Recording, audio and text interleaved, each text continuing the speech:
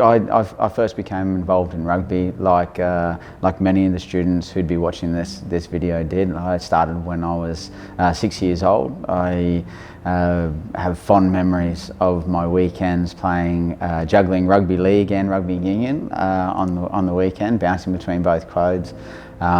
It was such a big part of my life, and I'm so thankful for all the friendships that I made throughout rugby. And the opportunities I've got as well to be able to see the world and experience different cultures, which without the sport I never would have been able to do. I stopped playing rugby because I was forced to.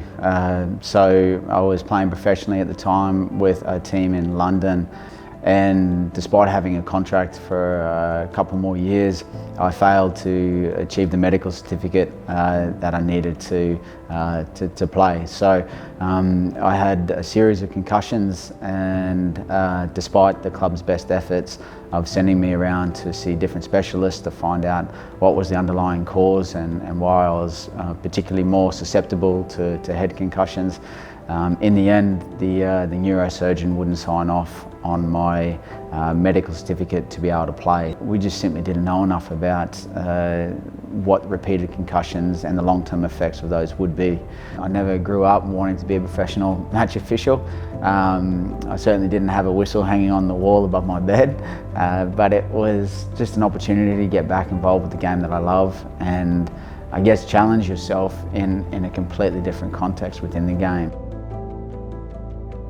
Even when I felt like I was ready to return to the field, my brain needed more time, and that's hard to know when you're doing it, and it's hard to acknowledge the fact that you're not ready to play when physically you feel good, because you can understand a sore shoulder, you can feel it, but you can't feel when your head is not ready to go back out there again. So I think the more research that we get, the better it's going to be, not for just the individual involved in a study like this, but for the game as a whole.